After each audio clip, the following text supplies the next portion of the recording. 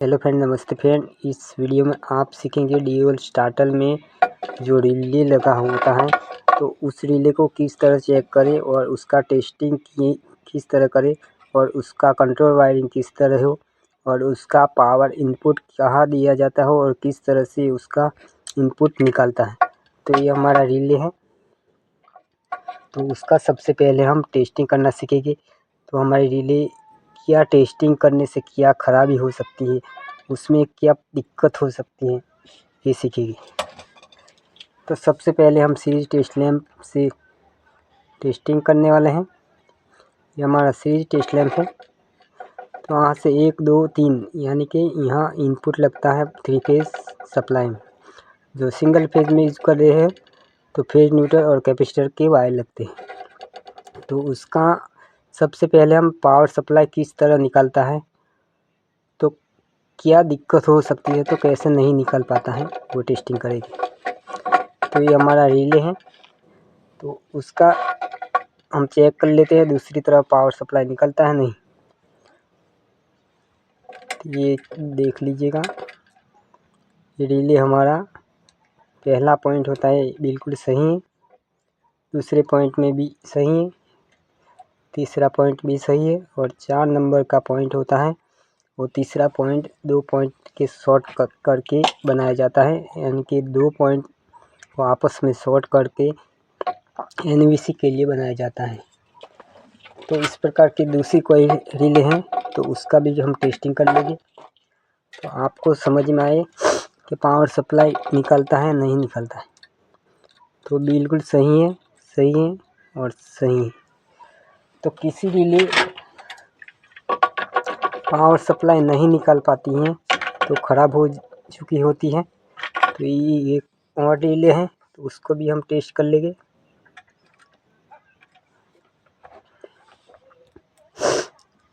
तो first number का contact आप देख लीजिएगा, दूसरी ओर नहीं निकल पा रहा है, 2 नंबर का भी नहीं निकल पा रहा है और 3 नंबर का और 4 नंबर यानी कि तीसरा कांटेक्ट बराबर सही है।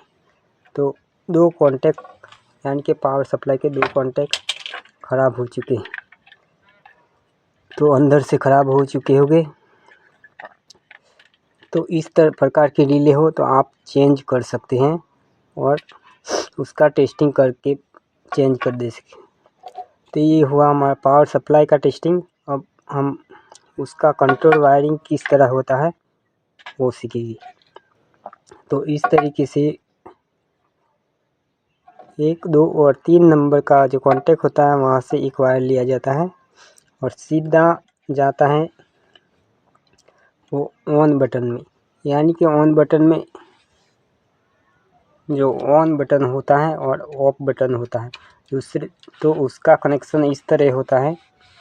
1 2 और 3 कांटेक्ट होते हैं और तीसरे कांटेक्ट से कंट्रोल वायरिंग के लिए उस बटन यानी कि ऑन बटन में जाता है। तो वहाँ 2 कांटेक्ट होता है, 1 और 2, और यहाँ से इस तरीके से ठेसी लगी हुई होती है। जब उसको ऑन करेगी तो हमारा मोटर ऑन होगा, वहाँ से लिंक दी जाती है और ऑफ बटन में जाता है और ऑफ बटन जॉइंट होता है और वहाँ से दूसरे कांटेक्ट में से मैग्नेट कॉइल तक प्रवाह चला जाता है। तो वहाँ से आप देख सकते हैं, वहाँ से डायरेक्टली मैग्नेट कॉइल में जाता है और दूसरा डायरेक्टली फर्स्ट कांटेक्ट में मैग्नेट कॉइल से फर्स्ट कांटेक्ट में चला जाता है। तो वहाँ से जब आप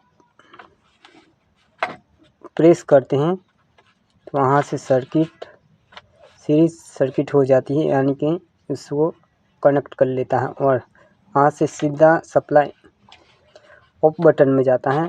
तो ऑफ बटन ऑटोमेटिकली ऑन ही होता है, तो वहाँ से मैग्नेट कॉइल में सप्लाई जाती है और दूसरा वायर तो मैग्नेट कॉइल में डायरेक्टली जाता है। तो इस तरीके से ऑन करने से हमारी मोटर ऑन हो जाती है।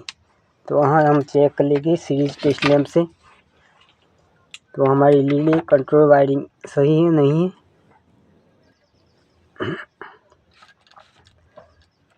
तो ये 3 नंबर से कांटेक्ट से हम ऑन बटन जाएंगे और ऑन बटन जब प्रेस करना पड़ेगा तो ही हमारी सर्किट यानी कि पुश बटन चलेगा इस तरह। तो वहाँ देख लेते हैं।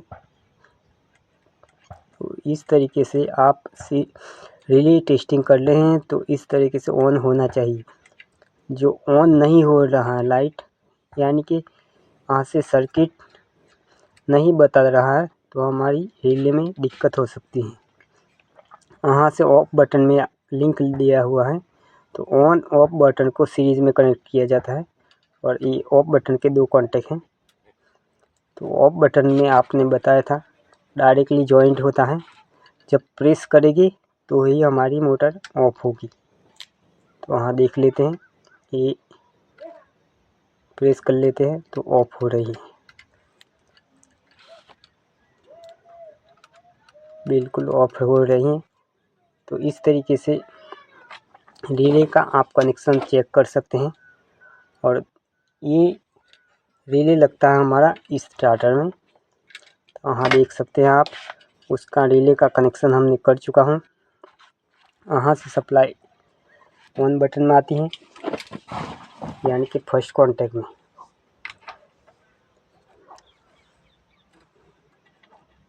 तो आप देख लीजिएगा, वहाँ से ऑन करना पड़ेगा तो ही हमारी लाइट जलेगी। वहाँ से सीधा चला जाता है ऑफ बटन के दूसरे कांटेक्ट पे। तो ऑफ बटन को भी चेक कर लेंगे तो बिल्कुल सही है। वहाँ से सप्लाई जाती है मैग्नेट कॉइल में और मैग्नेट कॉइल से सीधी रिले की ऊपरी फर्स्ट नंबर के कांटेक्ट में चली जाती है। तो इस तरीके से आपको समझ में आ गया होगा। फिर से समझा देता हूँ। फर्स्ट नंबर की वायर होती है सीटी एनवीसी कॉइल में चली जाती हैं और 2 और तीसरे नंबर की जो वायर कनेक्ट किया जाता है उस वो ऑन बटन में जाता है और ऑन और ऑफ बटन को सीरीज में कनेक्ट किया जाता है। तो जब ऑन बटन को प्रेस करेंगे तो हमारी मोटर चलेगी यानी कि सप्लाई आगे चल जाएगा और ऑफ बटन जो प्रेस करेगी तो ही मोटर का कनेक्टिविटी ऑफ हो जाएगी। तो वहाँ ऑफ बटन को कनेक्ट ही रहता है, वहाँ से सीधी मैग्नेट कॉइल में चली जाती है। और ये छोटा सा वायर है, ये एनवीसी के लिए स्पेशल पॉइंट बनाया जाता है। जब हम वहाँ से सप्लाई जाती हैं और मोटर को ऑन करते हैं तो वहाँ ऑन ये दोनों कॉन्टैक्ट से बीच में से सप्लाई कट हो जाती हैं और आप देख सकते हैं सीरीज़ में जब प्रेस करेगी तो ही जलेगी। तो ये देख लीजिएगा, प्रेस करेगी तो चलेगी। तो इस तरीके से आप प्रेस करने के बाद छोड़ देते हैं तो वहाँ से सर्किट यानी कि वहाँ से सप्लाई दूसरे पॉइंट में जाता बंद हो जाता है। और फर्स्ट में आप दाबते हैं तो ये एनवीसी के ज़रिए चिपक जाता है। तो चिपक जाने के कारण वहाँ से सप्लाई सीधी चौथे पॉइंट से इस पॉइंट में आ जाती हैं और वहाँ से इस लिंक के ज़रिए इस मैग्नेट कॉइल में मिल जाती हैं और फर्स्ट नंबर के कांटेक्ट से एनवीसी तक सप्लाई तो चालू ही रहती है। तो इस तरीके से कंट्रोल करता है और ये उसको ड्यूल स्टार्टर यानी कि डायरेक्ट ऑनलाइन स्टार्टर कहे जाते हैं। तो इस प्रकार का आप कनेक्शन कर सकते हैं और इस तरीके से आप कनेक्शन को चेक करके पूरा ड्यूल स्टार्टर को बना सकते हैं यानी कि रिपेयर कर सकते हैं। तो हम उसका टेस्टिंग कर लेते हैं। तो फर्स्ट नंबर के कांटेक्ट में सप्लाई का वायर एक देना है, थर्ड नंबर में वहाँ से हम टेस्टिंग करेंगे। तो इस नीला वाला बटन को प्रेस करना है, देख सकते हैं आप बिल्कुल सही है।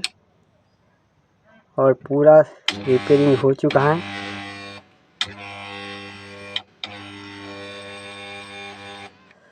तो ये 3 फेज का ड्यूल स्टार्टर है, इसीलिए सही से चिपक नहीं पाता। उसको चिपकने के लिए 415 वोल्टेज की कॉइल होती है, वो यूज़ होती है। आप देख सकते हो 400 इंटू 440 वोल्ट की कॉइल होती है, इसलिए सिंगल फेज में सही से चिपक नहीं पाती। आप सिंगल फेज की बात करें तो उसमें कॉन्टेक्टेड यही होता है और उसमें कैपेसिटर लगे होते हैं। तो उसका वीडियो मैं दूसरा बना रहूँगा। तो इस वीडियो में कुछ सीखने मिले, वीडियो को लाइक करें और चैनल को सब्सक्राइब करें। मिलेगी अगले वीडियो में, तब तक जय हिंद, वंदे मातरम।